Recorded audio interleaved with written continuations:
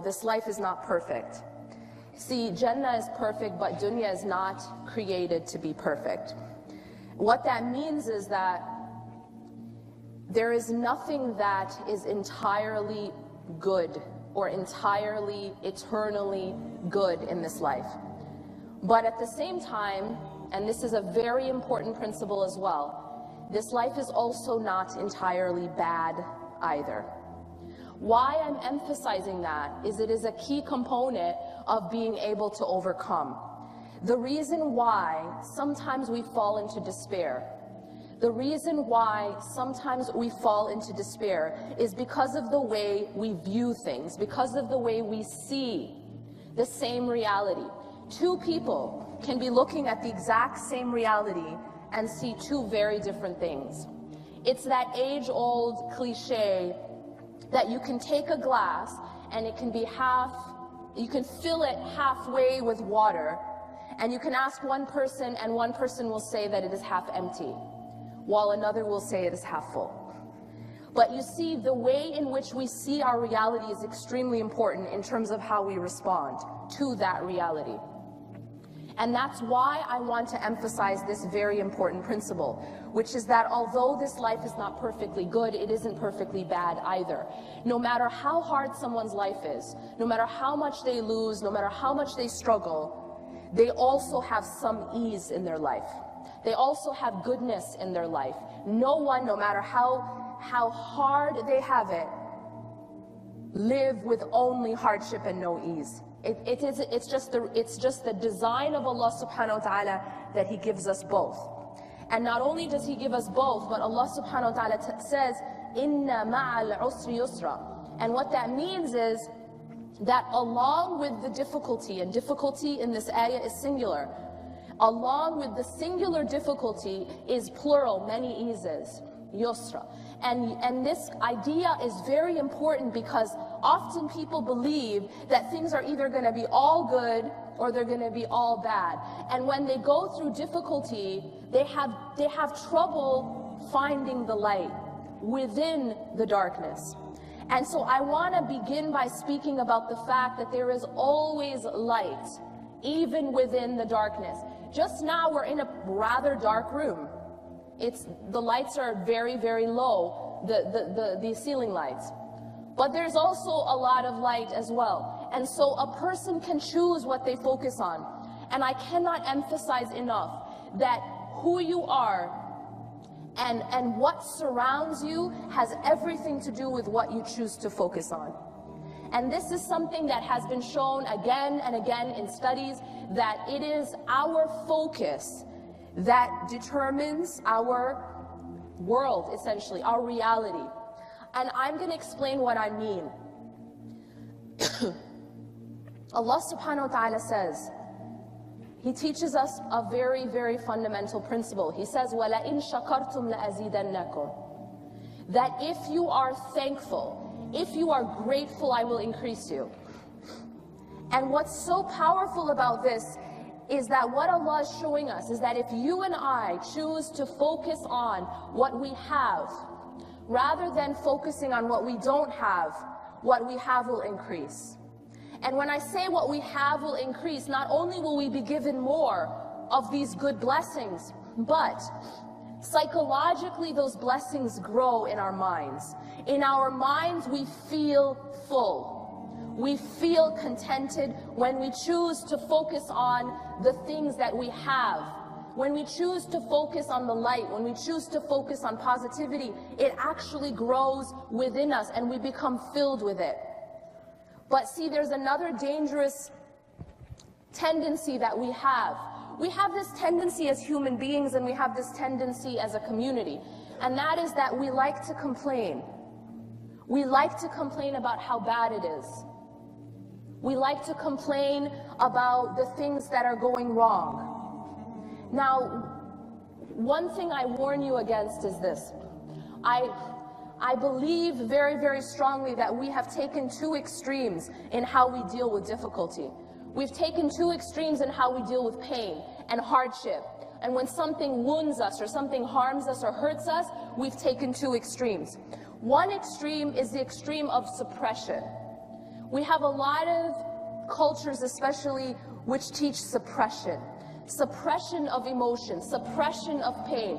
If you go through something difficult, just put your happy face on and pretend it didn't happen.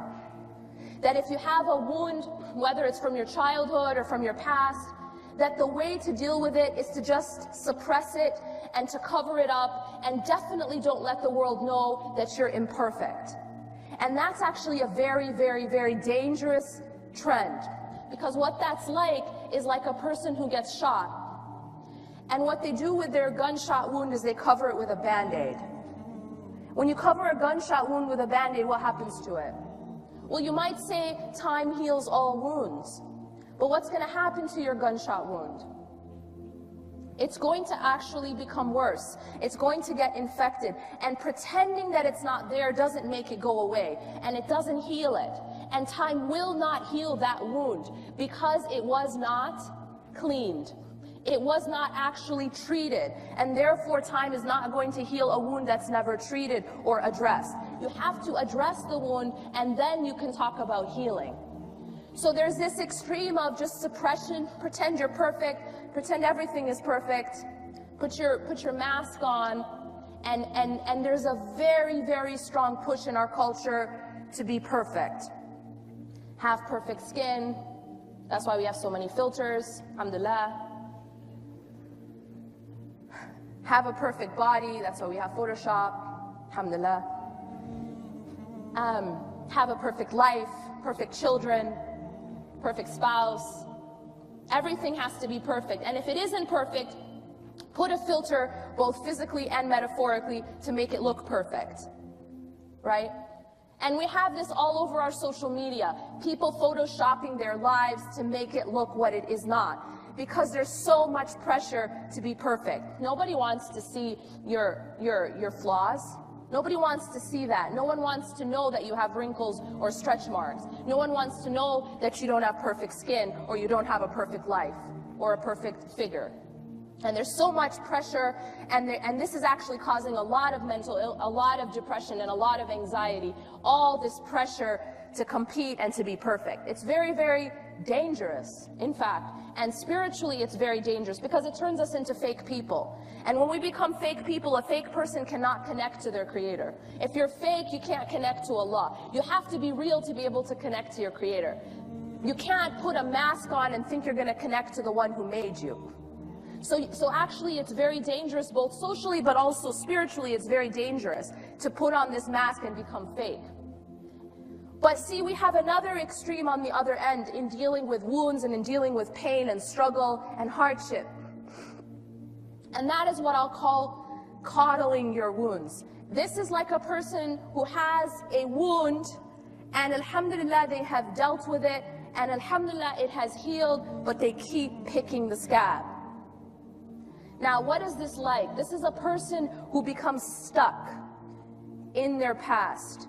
A person who cannot let go of what has happened from the past, or cannot let go. For example, if someone has hurt them, they never let it go. They will never forgive. They'll keep replaying it in their mind. They'll hold grudges to the grave. And that is equally dangerous, because that also does not allow you to heal. It's just like the wound that you keep on picking. It's healed, but you keep picking it. And you're actually making it, you're stunting that process, you're making that process have to start over again, because you're not allowing yourself to heal. When you hold on to grudges, you're actually harming yourself. I heard once someone say that holding a grudge is like drinking poison and waiting for the other person to die. You understand? You hurt yourself when you hold a grudge. You're not hurting the other person because you yourself are the one staying wounded. You're choosing to stay wounded. You're choosing not to heal. And that's a choice that you have made for yourself by holding on to anger, by holding on to what people have done to you or what has happened to you. And then you replay it in your mind and realize that this is a tool of shaitan. One of his favorite tools is to remind you and actually replay like a broken record anything and everything that ever hurt you from your life.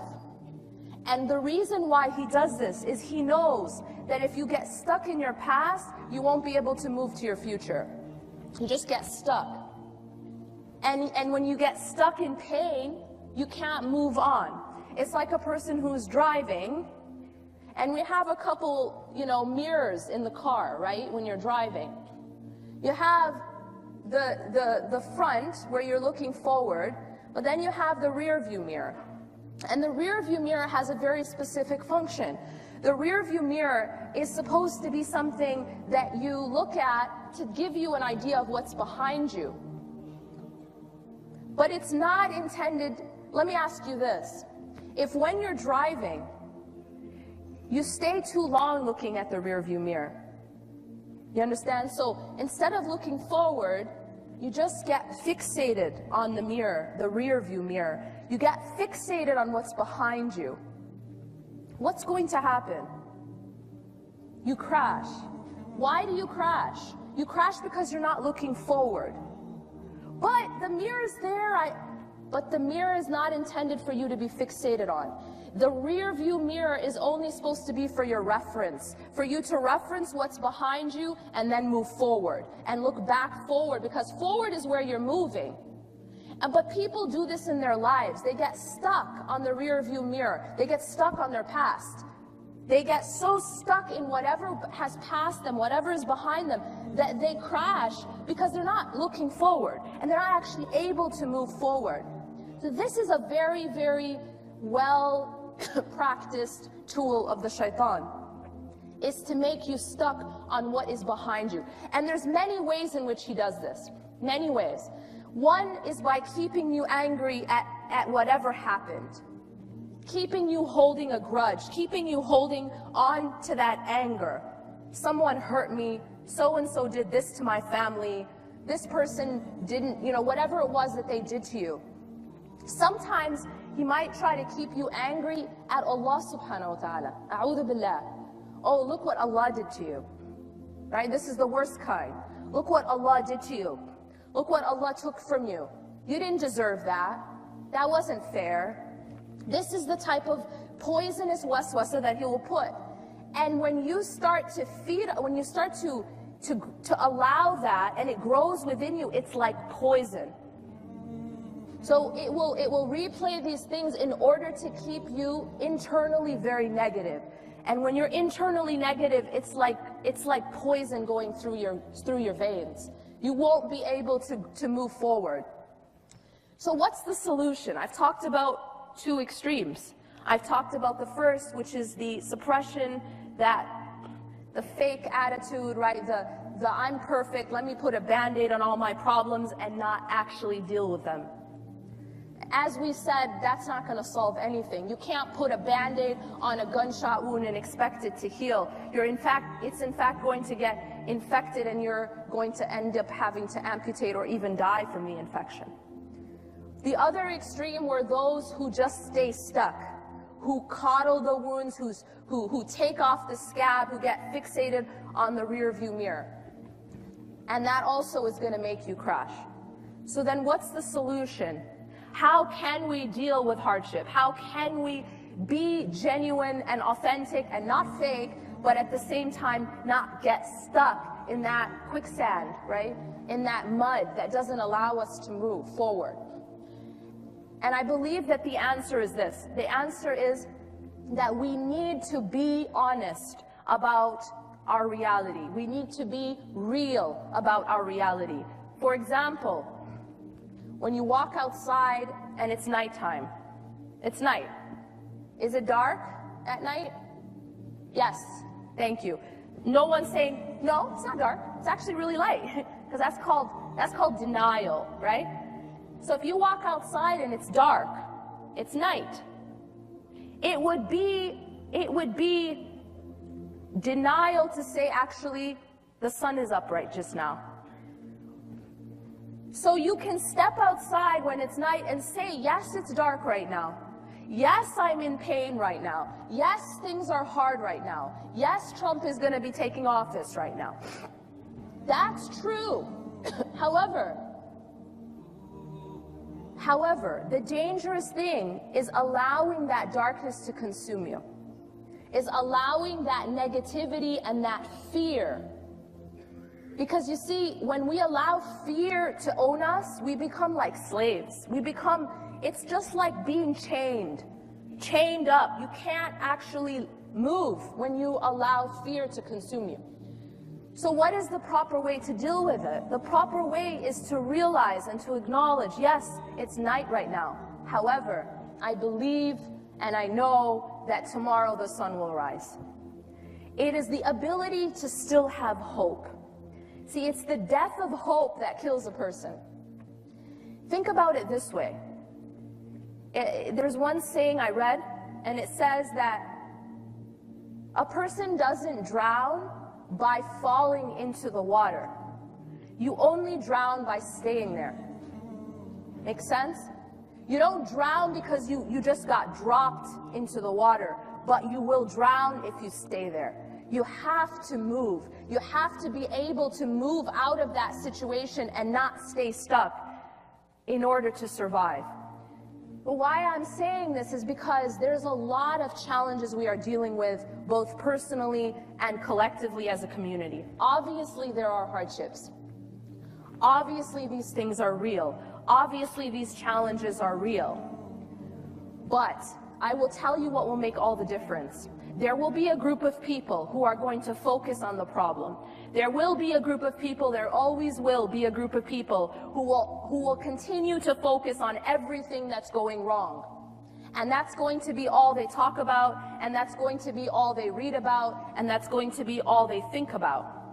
But what happens when you do that, when you focus on the problem, is that it grows. It will grow and it will consume you, and you actually start to become paralyzed by it. Have you ever done that where you just watch too much negative news for a while? How do you feel after that? What happens to your state when you consume yourself with negative news and that's it? Does it make you more empowered? Be honest. Or does it make you despair? It doesn't empower you to focus on negativity. What empowers you is to focus on hope, to focus on what you can do about it, to focus on how you can make it better. You understand the difference? And there will be another group of people who will focus on the positivity, on what it is that we can do to make a change. See, if I am chained up and all I do is focus on my chains, man, I got a lot of chains just now. I got a lot of them. And I just sit and describe the chains. I tell you how heavy they are. I tell you exactly their shape, their color, and that's it. And that's all I talk about, and maybe I post about it, and then I call my friends, and all I'm talking about is chains. You guys following? And that's it, but I haven't actually taken any steps to break those chains. I haven't focused on how can I get out of that situation, or how can I improve my situation. If all these lights got turned off just now, all of them, see, we could sit and we could talk between one another about how dark it is in the room. We could sit and we could complain and lament, and then everyone take out their phone and write a status about it, maybe take a photo of how dark it is, you know, get a lot of comments, have a big discussion, cry and scream. Well, what have you done about the darkness? No one has gone and gotten a lamp. No one has gone and gotten a candle. No one has turned on a light switch. You understand?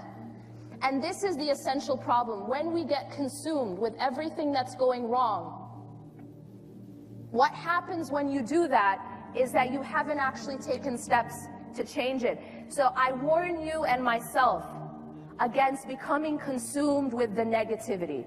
I warn you and myself from becoming consumed with everything that's going wrong and only problems, because I promise you, while the problems are real, the goodness is also real. There's also goodness. Allah has promised that inna ma'al usri yusra. Allah has promised that along with the hardship comes eases, the plural of ease. It's never ever going to be only dark.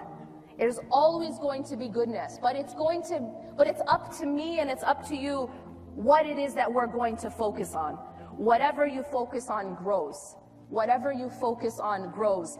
And that is why the practice of gratitude is so powerful. And the practice of gratitude is something that you know, psychologists have found across the board. This very principle that Allah subhanahu wa ta'ala tells us in the Quran, وَلَئِن شَكَرْتُمْ لَأَزِيدَنَّكُمْ, that if you are grateful, I will increase you. They have actually found in studies that one of the most effective ways to treat depression is simply to keep a gratitude journal. To have a journal where every single day you write what you're grateful for. 5 things you're grateful for. They've actually found that it can treat depression. Why is that? Because this is the way Allah has wired us. When we focus on what we have, when we focus on what's positive and what we can do about it, we actually become more content and we become happier people. So I urge you to take this middle route of acknowledging the problems but not focusing on them. As they say, you should let go of your past but hold on to the lessons. The rear view mirror is intended just as a reference. Your past, I once read, your past should be a place of reference, not a place of residence. You're not supposed to be living in the past, but what you're supposed to be doing is learning from it, take the lesson, but let it go. And similarly with the challenges that we're dealing with today, every single one of us have personal challenges, every single one of us have collective challenges. As a community, we are facing very, very real challenges. But I'm going to end with this story. Many of you have heard me share it. I feel that it is so relevant today. And that's the story of Musa alayhi salam when he was with his people in front of the Red Sea. When Musa alayhi salam stood in front of the Red Sea, he was in a very impossible looking situation. He had this giant body of water in front of him and he had an army behind him. And this was Pharaoh. He was a superpower. He was a superpower who killed babies as a policy, cut off people's limbs and stuff. And now he's with a group of slaves, stuck. But the question is, what was his response? And what was the response of the people who were with him? فَلَمَّا تَرَاءَ الْجَمْعَانِ قَالَ أَصْحَابُ مُوسَى إِنَّا لَمُدْرَكُونَ. When they saw each other, the group, so Musa alayhi salam, his people saw the armies, you know what the people of Musa said? إِنَّا لَمُدْرَكُونَ. They had this attitude which many of us had the day after the elections especially. We will be overtaken. That's it for us. You know what I'm saying? We're all going into camps. Not the fun kinds of camps, guys. We freaked out, and understandably so. When we face hardships as a community or individually, many of us have this type of response. Inna lamudrakun. Indeed, we will be overtaken. We lose hope. We fall into despair. And honestly, it's somewhat understandable. They're stuck in the front of a Red Sea with an army behind them. Okay, it's understandable given the situation, as it is understandable our own anxiety at this time. However, look at the response of Musa alayhi salam. قَالَ كَلَّا. He said, nope. He said, nope. He said, absolutely not, by no means. Kalla, for those who understand Arabic, is a very, very emphatic no way. قَالَ كَلَّا إِنَّ مَعَيَ رَبِّي سَيَهْدِينِ. Indeed, my Rabb, my Lord, is with me, and He will guide me through this. You see, Musa alayhi salam had the ability to stay focused on the right thing. Musa alayhi salam wasn't focused on the problem. Musa alayhi salam wasn't focused on the army, and he wasn't focused on the Red Sea. He was focused on Allah. And he knew that Allah would get him through it. He knew that Allah was greater than the Red Sea and the army combined. And Allah is greater than any candidate, and Allah is greater than any leader, and Allah is greater than any catastrophe that's happening in the world. قَالَ كَلَّا إِنَّ مَعَيَ رَبِّي سَيَهْدِينِ. He said, by no means will we be overtaken. By no means. My Lord is with me and He will guide me through. And then what happened to him? Allah told him to strike the sea with his staff. And when he did that, the sea was split in half. Now this is not just an awesome story. It is an awesome story, but that's not it. After telling us this story, Allah tells us, "Inna fi dhalika la'aya," that indeed in this is a sign. This is a lesson for us. It's not just a bedtime story that we tell our kids. This is not just a bedtime story. It is a lesson for us, and it's a timeless lesson that applies as much then as it does today, and it will be forever applicable. That when you put your trust in Allah, He will make a way out for you. And this splitting of the Red Sea will happen and can happen for us today just as it happened for them. Not physically. We won't physically be standing in front of a sea. We probably will never be put in such a situation, I hope. However, Allah subhanahu wa ta'ala, and many of you who've been in this situation can attest to this and can witness to this, that there are times when you feel stuck in your life. There are times when you feel powerless and you see absolutely no way out. Has it happened? Will it happen? Absolutely. And it is in those times that if you truly put your trust in Allah and you do what you can. One thing that's very interesting about this story is that Musa alayhi salam was still told to take an action, wasn't he? See, when we get put in such situations, it doesn't mean we don't take action. See, tawakkul, trust in Allah, doesn't mean you don't take action. It doesn't mean you don't take action.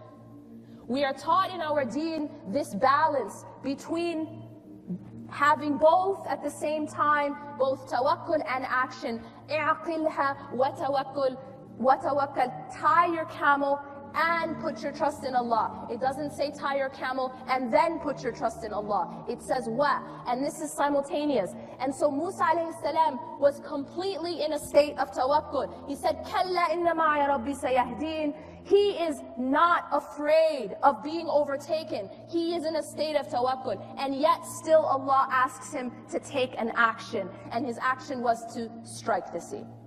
His action was to take his staff and strike the sea. I am not telling you that we don't need to take action. We need to take action, both personally, collectively, and as a global community. We need to take action. When we see injustice, we need to take action. When we see people suffering, we need to try to help them relieve their suffering. When we see our situation, we need to try to change it. Allah says, إِنَّ اللَّهَ لَا يُغَيِّرُ مَا بِقَوْمٍ حَتَّى يُغَيِّرُ مَا بِأَنفُسِهِمْ. Indeed, Allah does not change the condition of a people until they change what's inside themselves. So we need to take action. But it's when we take action, Allah subhanahu wa ta'ala then opens the sea for us in every way, both personally, collectively, as a community, and all over the world. I ask Allah subhanahu wa ta'ala to relieve all those who are suffering all over the world, all those who are suffering in this room.